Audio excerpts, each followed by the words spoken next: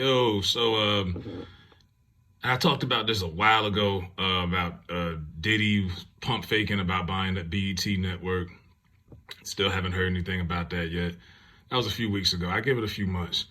Around that same time, I talked about how Jay-Z is supposed to be in cahoots. You know, he's supposed to be doing business, being a part of that group of buying the Washington Commanders with Jeff Bezos as the number one, like, majority owner. Like, he probably had like 70%. Jay and them, a couple of other people have put in a couple, maybe get a 5%, share, something like that.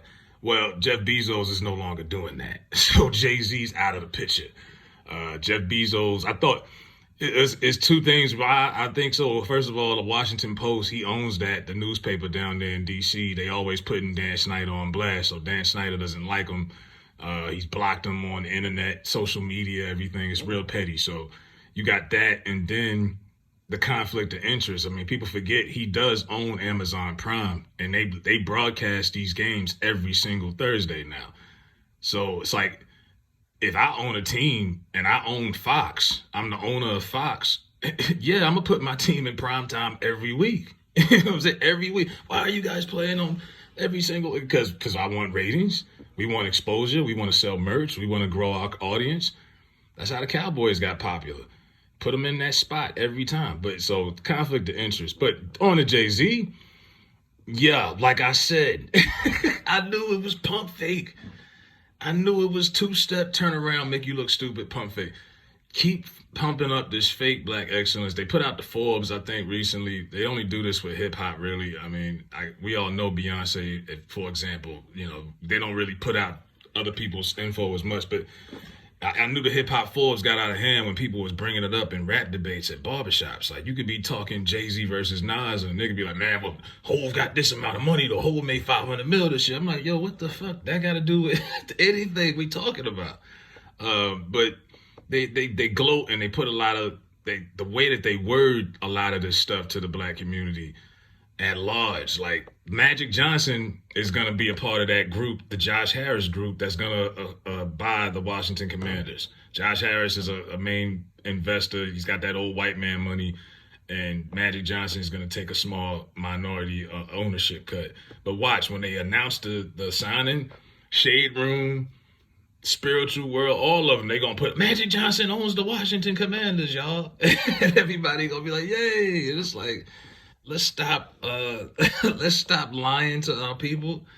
It's not going down like that.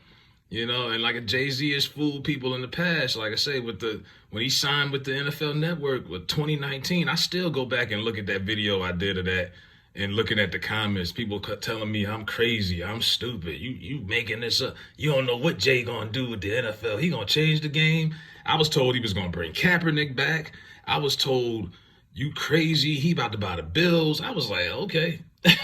I'm still waiting. It's 2023. He's making more money, and I'm not here to pocket watch. It's not about the money exactly. It's just the fraudulence and pumping up fake shit and selling fake false excellence that really ain't existent.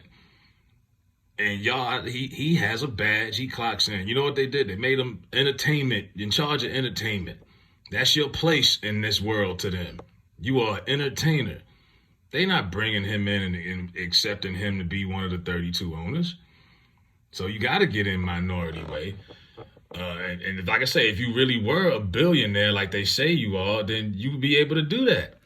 But it's the difference between being worth a billion and actually being a billionaire, like Zuckerberg, Elon Musk, Bill Gates, that old white man money. Those are real billionaires. That's real generational wealth. This right here that's generational wealth for his, Blue Ivy and them. She's probably worth already more money than half of us that's breathing, that's watching this video. And she's grown up real fast. But yeah, they will do this. They will say you want to get something popping. They did this in '09 with the Nets. The Nets were going to Brooklyn, young, hip people in Brooklyn all over the city. They hadn't seen a sports team since the Dodgers. They wasn't even around. So you got to boost the morale and get people in Brooklyn excited about this. What do? You get the biggest rapper from the city and slap him on a billboard and say, yo, he got the Nets. He running this. Boost the morale and here comes the support. Now all this, here come the jersey sales, the tickets, everything. It was all just business. You know what I mean? So like some people say, well, you hating? No, you like being lied to and all of that. Go ahead. This is full transparency. That's what this is. This ain't hater shit. This is full transparency. And like I said, it'll go away and nobody will talk about it. A lot of people probably didn't even know about it because it's not as interesting as when they were supposed to do it. I remember when Steph Curry and Diddy was supposed to buy the Carolina Panthers. What happened to that? Yo, y'all just make this too easy sometimes, man. They really do.